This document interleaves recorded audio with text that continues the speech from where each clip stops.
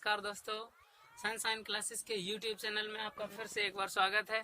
और आज आपके लिए लाए हैं घड़ी रीजनिंग क्लासेस के घड़ी चैप्टर का पार्ट 2।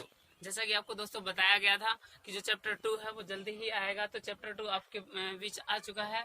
और जो चैप्टर 2 पार्ट 2 आया है, इसमें जो स्टडी पॉइंट्स हैं दोस्तों पहले ही बताया गया था कि जो पार्ट 2 होगा उसमें आपको दर्पण प्रतिबिंब के बारे में बताया जाएगा। तो दोस्तों आज दो टाइप के दर्पण प्रतिबिंब होते हैं, उन दोनों दर्पण प्रतिबिंब को आपको आज आपको समझाया जाएगा। आज उसके बारे में आपको बताया जाएगा। जो स्टडी पॉइंट्स हैं वो दर्पण प्रतिबिंब और दूसरा है जल प्रतिबिंब। दोस्तों जल प्रतिबिंब और दर्पण प्रतिबिंब है, इन्हीं के बारे में आपको दोस्तों आज बताया जाएगा।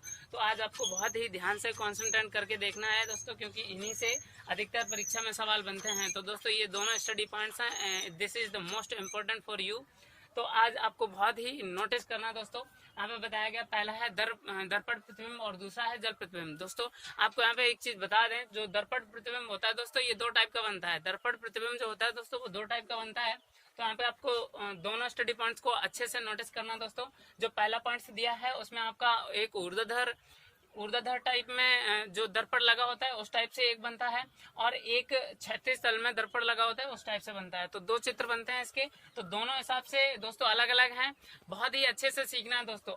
एक जो ऊर्ध्वाधर दर्पण लगा होता है उसके लिए जो दर्पण प्रतिबिंब बनता है वही नॉर्मली दर्पण प्रतिबिंब होता है दोस्तों। तो आपको यहाँ पे एक चीज याद रखनी है दोस्तों, जब भी आपको दर्पण प्रतिबिंब के बारे में बताया जाएगा तो आपको सिर्फ और सिर्फ एक ही चीज याद रखनी है कि जो ऊर्ध्वाधर दर्पण लगा होता है उसी के द्वारा जो प्रतिबिंब बनता है उसको दोस्तों दर्पण प्रतिबिंब बोला जाता है। एग्जामिनर कभी कभी कंफ्यूजन करने के लिए यूं बोल देता है कि एक घड़ी है जिसमें वास्तविक समय दर्शाया जा रहा है और उसमें एक क्षैतिज दर्पण लगा दिया जाए और उसके द्वारा बना हुआ जो दर्पण प्रतिबिंब होगा उसमें समय बताइए। तो याद रखना दोस्तों, जब भी क्षैतिज दर्पण बोला जाए तो क्षैतिज दर्पण का मतलब होता है जो नीचे साइड में दर्पण लगा होता है। जो नीचे साइड में दर्पण लगा होता है उसका दोस्तों जो प्रतिबिंब बनता है वो एक जल प्रतिबिंब होता है दोस्तों। दर्पण प्रतिबिंब बोल जरूर दिया जाएगा, लेकिन याद रखना दोस्तों जो भी क्षैतिज दर्पण लगा होगा उसके द्वारा बना हुआ प्रतिबिंब एक दर्पण प्रतिबिंब नहीं बल्कि एक जल प्रतिबिंब होगा, और उसका दोस्तों आंसर भी एक जल प्रतिबिंब की तरह ही निकालेंगे आप दोस्तों। तो आइएगा दोस्तों देखते हैं ये दर्पण प्रतिबिंब और जल प्रतिबिंब के जो सवाल हैं वो कैसे लगते हैं दोस्तों। बहुत ही अच्छे से नोटिस करना आप। जो दर्पण प्रतिबिंब होता है दोस्तों उस टाइप के जो भी सवाल होते हैं आपको इतना तो पता चल ही गया है कि जो दर्पण प्रतिबिंब होता है वो किससे बनता है और जो जल प्रतिबिंब होता है वो कैसे बनता है। तो दोस्तों इसके सवाल पे भी नोटिस किया जाए। जो पहले सवाल दिया गया एग्जांपल्स आपको नोट करके दिए गए हैं, ये सारे एग्जांपल्स आपको यहीं पे सॉल्व कराए जाएंगे और इन्हीं के बारे में आपको बताया जाएगा कि किस तरीके से इन सवालों को हम सॉल्व करें, किस तरीके से एग्जाम में हमारे सवाल फंसते हैं। तो देखिएगा दोस्तों पहला सवाल जो दिया गया है 8:20 AM ये समय दे रखा है, 8:20 AM का समय दे रखा है दोस्तों, और कह रहा है कि इसका दर्पण प्रतिबिंब बताइए, दर्पण प्रतिबिंब में समय बताइए। तो दोस्तों इसका दर्पण प्रतिबिंब का समय बताना है। तो यहाँ पे दोस्तों ये नहीं बताया गया है कि ये ऊर्ध्वाधर दर्पण है या क्षैतिज दर्पण है। जब भी आपको ऐसा सवाल दिया जाए जिसमें दर्पण सिर्फ बोला जाए और कुछ न दिया जाए तो याद रखना जो दोस्तों दर्पण प्रतिबिंब बनता है वो सिर्फ और सिर्फ ऊर्ध्वाधर दर्पण से ही बनता है। तो दोस्तों यहाँ पे ऊर्ध्वाधर दर्पण का दर्पण प्रतिबिंब निकालेंगे। तो यहाँ पे जो 8:20 AM दे रखा है दोस्तों ये आपका समय है। और याद रखना दोस्तों जो भी दर्पण प्रतिबिंब होता है उसका दोस्तों जो आंसर निकालने के लिए हम समय लगाते हैं, जो आंसर निकालने के लिए जो हम ट्रिक लगाते हैं, वो आपको एक चीज याद रखनी है फैक्ट के रूप में। ये फैक्ट मान लो या फॉर्मूला मान लो, जो दर्पण प्रतिबिंब होता है उसके लिए दोस्तों 11:60 से जो भी समय आपको दिया जाता है उसको 11:60 से घटाना पड़ता है, और जो मेन आपका समय आता है वही आपका दर्पण प्रतिबिंब का समय होता है दोस्तों। तो आइएगा पहला एग्जांपल चलते हैं। 8:20 दिया गया दोस्तों, पहले एग्जांपल में 8:20 दे रखा है। तो 8:20 का जो दर्पण प्रतिबिंब का समय होगा उसको दोस्तों 11:60 से घटा देंगे। तो 11:60 ऊपर लिख के आपको घटाना है। इधर 60 से 20 जाएगा तो दोस्तों 40 बचेगा, और इधर 11 से 8 जाएगा तो दोस्तों 3 बचेगा। तो 3:40 आपको AM में अगर समय दे रखा है तो AM में ही आपको आंसर भी देना है। तो 3:40 AM आपका दर्पण प्रतिबिंब होगा दोस्तों। 3:40 AM का आपका जो दर्पण प्रतिबिंब होगा दोस्तों। तो यहाँ पे क्लियर हो चुका है, जब भी आपको दर्पण प्रतिबिंब का जो समय दिया जाए तो उसको हम वास्तविक समय दिया जाए तो उसको दर्पण प्रतिबिंब में बदलने के लिए आप तुरंत उसको 11:60 से घटा दोगे। 11:60 से दोस्तों उसको घटा दोगे। 11:60 से घटाने पे जो भी आपका समय आएगा वही आपका दर्पण प्रतिबिंब का समय होगा दोस्तों। ये दोनों टाइप से चलता है, या दर्पण प्रतिबिंब से वास्तविक समय पूछा जाए या वास्तविक से दर्पण प्रतिबिंब का समय पूछा जाए दोस्तों, दोनों दोनों का आंसर सेम ही होता है। जैसे यहाँ पे बोल दिया जाता कि 8:20 AM किसी दर्पण प्रतिबिंब में समय दर्शाया जा रहा है और कहा जाए कि वास्तविक घड़ी में उस समय का समय बताइए, तो वास्तविक समय भी दोस्तों उसका 3:40 AM ही होगा, बिकॉज उसका जो दर्पण प्रतिबिंब का समय था वो 8:20 AM था, तो उसके वास्तविक समय में 3:40 का परिवर्तन हो जाएगा। उसी तरीके से अगर 8:20 वास्तविक है तो उसका दर्पण प्रतिबिंब का जो समय होगा वो 3:40 होगा। दोस्तों यहाँ से आप एक चीज समझ चुके होंगे, जो दर्पण प्रतिबिंब है इसका समय कैसे निकाला जाता है। दोस्तों आप चलिएगा नेक्स्ट टॉपिक की ओर, जो आपको बताया गया दूसरा एग्जांपल दिया गया, जो दर्पण प्रतिबिंब का दूसरा एग्जांपल दिया गया, आप इसको भी अच्छे से समझ लेंगे। 9:40 PM का दर्पण प्रतिबिंब पूछ रहा है, 9:40 PM का दर्पण प्रतिबिंब पूछ रहा है। दोस्तों यहाँ पे बस आपको इतना ही याद रखना है कि जब दर्पण प्रतिबिंब दिया जाए तो उसको सॉल्व करने के लिए, इस टाइप के सवाल को सॉल्व करने के लिए दोस्तों बस 11:60 ये आपको ट्रिक याद रखनी है, ये आपको पॉइंट याद रखना है, ये आपको फैक्ट याद रखना है कि 11:60 से आपको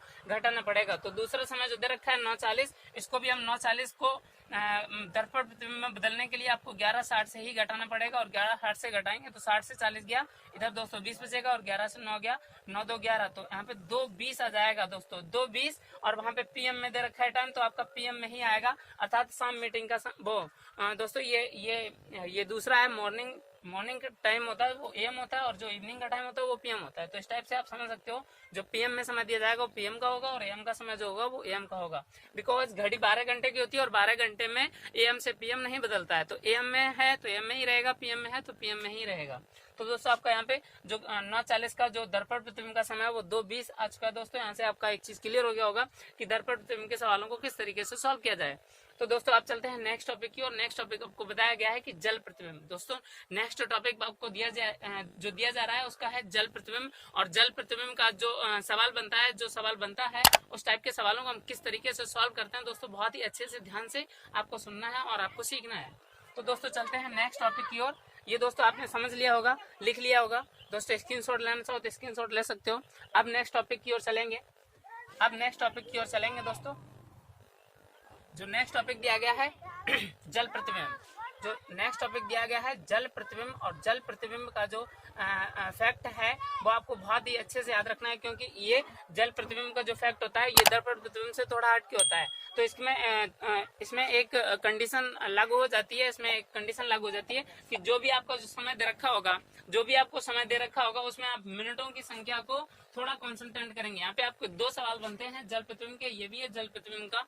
तो जल प्रतिबिंब के जो भी एग्जांपल्स होते हैं उसमें आप याद रखना दोस्तों, सिर्फ और सिर्फ मिनट के टाइम पे कॉन्सेंट्रेट करेंगे, और मिनट के टाइम से ही आपका फॉर्मूला बनता है। तो मिनट का टाइम अगर 20 दे रखा है और 31 दे रखा है, यहाँ पे एक लिमिट दी गई है 30 से ऊपर का टाइम और 30 से नीचे का टाइम। अगर 30 से कोई बड़ा टाइम है तो दोस्तों किस तरीके से, लाइक जैसे मान लो कि हमने एक समय रखा है, मिनट में समय एक 20 मिनट का समय है, ये दोस्तों 30 से कम है, और एक 31 मिनट का समय है जो 30 से बड़ा है दोस्तों, यहाँ पे आपको दोनों सवालों के लिए अलग अलग फैक्ट हैं, अलग अलग टाइम है, जिनसे हमें इनका आंसर निकालना है। दोस्तों याद रखना, 30 से यदि 30 से कम समय दिया जाए तो उस समय को आप 30 से घटाएंगे दोस्तों। याद रखना, जब भी आपको कोई समय दिया जाए और समय में मिनटों की जो संख्या हो वो अगर 30 से कम हो, यदि 30 से कम हो तो दोस्तों उस समय का जल प्रतिबिंब निकालने के लिए आप उसको 17:30 से घटाएंगे दोस्तों, और यही चीज फैक्ट बनता है जब 30 या 30 से अधिक हो दोस्तों, यही मिनटों की संख्या जब 30 या 30 से अधिक हो तो इसके लिए जो फैक्ट बनता है वो दोस्तों 1790 का बनता है दोस्तों। तो यहाँ से एक चीज क्लियर हो गई होगी कि जल प्रतिबिंब का जब आप समय निकालोगे तो उसमें मिनटों की संख्या से कंपेयर करोगे 30 की, और ये देखेंगे कि मिनटों की संख्या 30 से कम है या 30 के बराबर है, 30 से ज्यादा है। 30 से यदि कम है तो उसको 17:30 से घटाएंगे दोस्तों, और यदि 30 के बराबर या 30 से अधिक है तो दोस्तों उसको 1790 से घटाना पड़ेगा। आइए पहले एग्जाम्पल की ओर चलते हैं। पहला एग्जाम्पल जो दे रखा है दोस्तों 3:20 का दे रखा है, 3:20 का एग्जाम्पल दे रखा है। तो दोस्तों इस एग्जांपल को सॉल्व करने के लिए, इसका जल प्रतिबिंब निकालने के लिए दोस्तों हम यहाँ पे देखेंगे कि जो मिनटों की संख्या है वो 20 है जो कि 30 से कम है, 20 है जो कि 30 से कम है, और 30 से कम है तो दोस्तों उसको 17 30 से घटाएंगे। तो इसका जो आंसर निकलेगा वो 17 30 से घटा के निकालेंगे। तो 30 से 20 गया 10 दोस्तों निकलेगा, और इधर 17 से 3 गया। 17 से जब 3 घटाएंगे आप दोस्तों तो 14 बचता है दोस्तों, 14 बचता है। और 14 नहीं ना लिख के यहाँ पे 14 को 12 + 2 के फॉर्मेट में कट कर लो तो 12 और 2 14 होता है। तो यहाँ पे आपका दोस्तों आंसर जो आने वाला है वो 2 10 आने वाला है दोस्तों, 2 10 आने वाला है। बिकॉज जो आपकी घड़ी है वो 12 के बाद में 1 और 2 बजाती है। यहाँ पे जो 14 दे रखा है उसको 1 और 2 के फॉर्मेट में तोड़ लेंगे तो यहाँ से आपको दोस्तों आंसर जो आएगा वो 2 10 आएगा दोस्तों, वो 2 10 आएगा। तो इस तरीके से आप अच्छे से समझ चुके होंगे कि जो भी आंसर्स हैं वो किस तरीके से निकलते हैं दोस्तों। यहाँ पे एक दूसरा एग्जाम्पल दे रखा है दोस्तों 9:31 का, 9:31 का जो दोस्तों दूसरा एग्जाम्पल दे रखा है दोस्तों। यहाँ पे भी आपको वही कॉन्सेंट्रेट करना है। मैंने आपको बताया कि जो आपको मिनटों की संख्या उसकी कंपेयरिंग करनी है 30 से। तो यहाँ पे दोस्तों देखा हमने कि जो 30 की कंपेयरिंग की गई है, यहाँ पे 30 की कंपेयरिंग करने पे 31 जो है वो 30 से बड़ा है, 30 से बड़ा है। तो दोस्तों आपको पहले ही बताया गया था कि जब भी 30 से बड़ा मान होगा उसको 17 90 से घटाएंगे दोस्तों। तो इसको हम 17 90 से घटाएंगे दोस्तों, इसको 17 90 से घटाएंगे तो 90 में से 31 जब घटाओगे तो 10 से 1 गया 9, और इधर 8 बचेगा, 8 से 3 गया 5, 8 59 आ जाएगा। और इधर 17 से 9 घटाएंगे तो 9 8 17 होता है, 9 7 16, 9 8 17, 8 यहाँ पे आ जाएगा दोस्तों। तो 8 59, 8:59 इसका आपको जो जल प्रतिबिंब होगा दोस्तों वो 8:59 का आएगा दोस्तों। जो जल प्रतिबिंब होगा वो 8:59 का आएगा दोस्तों। आप अच्छे से यहाँ से समझ चुके होंगे कि किस तरीके से सवालों को सॉल्व किया जाए, किस तरीके से सवालों को सॉल्व किया जाए। तो दोस्तों ये बहुत ही सिंपल ट्रिक है। आपको जब भी आपको दर्पण प्रतिबिंब का समय बने तो उसको 11:60 से घटा दो, जल प्रतिबिंब का समय बने तो उसमें जो मिनटों की संख्या उसकी 30 से कंपेयरिंग कराओ। अगर 30 से कम है तो उसको 17 30 से घटाओ, और 30 से अगर ज्यादा है तो उसको 17 90 से घटा दो दोस्तों। आपका आंसर तुरंत ही आंसर निकल आएगा। तो दोस्तों ये बहुत ही सिंपल ट्रिक थी आपके लिए, बहुत ही अच्छे से समझ में आई होगी दोस्तों। आई होप आप अच्छे से कुछ आज सीखे होंगे।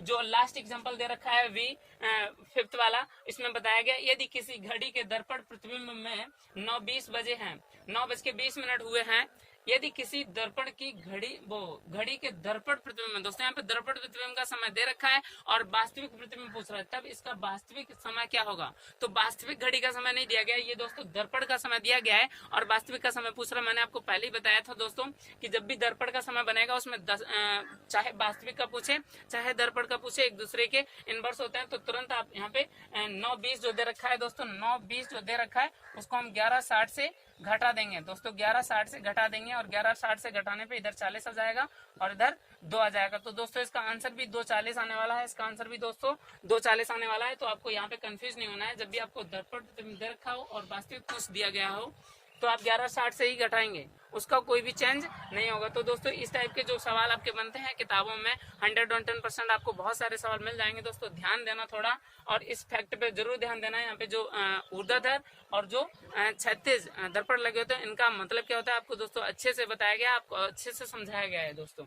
आई होप आज आपको ये वीडियो अच्छी लगी होगी, और यदि आपको ये वीडियो अच्छी लगी है तो दोस्तों इसको लाइक करें और हमारे चैनल को शेयर भी करें दोस्तों। और जो नए लोग हैं, जो हमारे चैनल में नए लोग जो ज्वाइन हो रहे हैं दोस्तों, उनके लिए ये खास बात है, इस चैनल को सब्सक्राइब कर लीजिएगा, क्योंकि यहाँ पे कुछ ना कुछ आपको नया बताया जाएगा, कुछ ना कुछ आपको नया सिखाया जाएगा। तो दोस्तों बने रहिए, जुड़े रहिए हमसे। Thank you.